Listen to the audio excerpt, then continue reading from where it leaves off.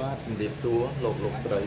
ទីគោរពជាទីរាប់អានថ្ងៃនេះសូមចែករំលែកគណិតជាភាសាអង់គ្លេសដែលទាក់ទងទៅនឹងទិសដៅបទទី3របស់លោកស៊ីឡូអង់គ្លេសគឺ Silos Tertiarium អញ្ចឹងទិសដៅបទនេះយើងមានទិសដៅបទមួយគឺ the number of silo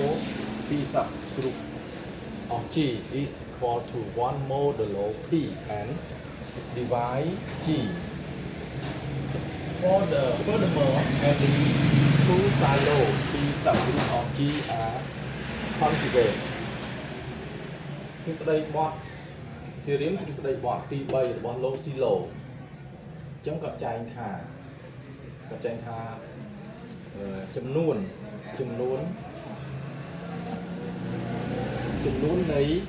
នៃក្រុមរង P silo នៃ G នេះគឺស្មើមានតម្លៃស្មើនឹង1 modulo នឹង P ដែល P នេះគឺជា5ចំនួនបឋមហើយចែកដាច់នឹងក្រុម G ចែកដាច់នឹងក្រុម G បន្ថែមពីនេះទៀតគឺក្រុមរង silo ក្រុមរង P silo 2របស់ G គឺឆ្លាស់គ្នាអញ្ចឹងក្រុម2នេះគឺវាឆ្លាស់គ្នាអញ្ចឹងលោក silo គាត់មានបំណងស្រាយរបស់គាត់ proof បំណងស្រាយអញ្ចឹងគាត់បកស្រាយថាឧបមាគាត់ឧបមាថា K let K be any silo P subgroup of G អញ្ចឹងគាត់ឧបមាថា key នេះមួយ key ក្រុមរង key silo P របស់ G ក្រុមរង G ហើយនឹង C អញ្ចឹង C គឺដែលមានសំណុំK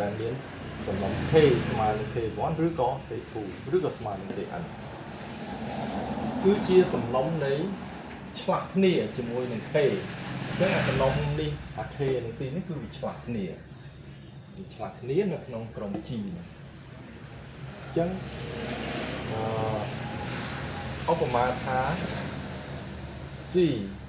ឧបមាថា SC ហើយនឹង T នេះគឺជា homomorphic នឹងគ្នាអញ្ចឹងអាពីរនេះគឺ homomorphic បានន័យថាវារក្សាប្រមាណវិធី T នេះគឺវារក្សាប្រមាណវិធីអានេះរក្សាប្រមាណវិធីដូចគ្នារក្សាប្រមាណវិធីដូចគ្នាពីក្រុម G ទៅក្រុមS នេះយើងហៅថាដែលជាសំណុំឬក៏យើងហៅថាសក់យើងហៅថា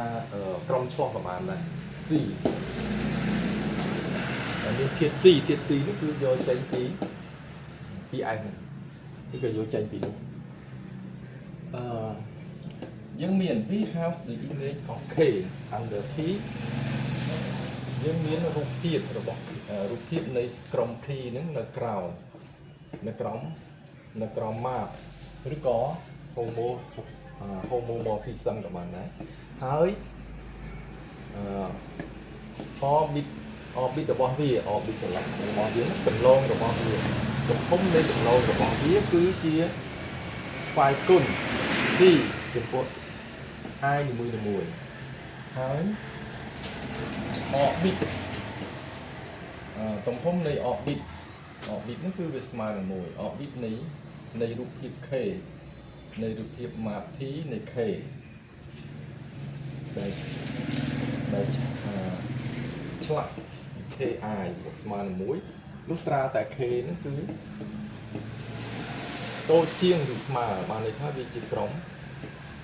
ទាំងពីរនេះស្មើគ្នាដូច្នេះ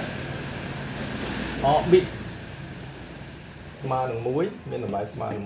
1ហើយនឹង orbit ហ្នឹងគឺជាស្វ័យគុណ power of P ធំជាង1អញ្ចឹងយើងអាចថាវាធំជាង1ព្រោះវាស្មើនឹង1អញ្ចឹងបើស្មើ1បានន័យថាវាចាប់ពី1ឡើងទៅអញ្ចឹងវាធំជាងឬស្មើនឹង1ចំពោះ I ពីព្រោះគ្រប់អាយខុសពីមួយអាយខុសពីមួយបើអាយខុសពីមួយគឺវាធំជាងមួយអាយថេដោយសារតែ orbit ជាចែកដាច់ពីគ្នា C ដូច្នេះយើងបាន C ស្មើនឹង C1 មុនលោក we suppose that H is silo is a part of G that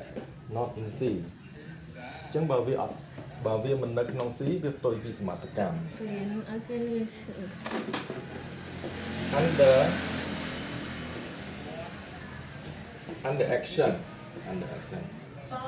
under action however no orbit has side 1 since H is not in C has C is the sum of H divisible by P so that n equals 0 mod P this contradiction power នេះគឺផ្ទុយពីសមត្ថកម្មដែលបង្ហាញថា H គឺជារបស់ C អញ្ចឹងបានន័យថា H អញ្ចឹងវាជារបស់ C វិញហើយ that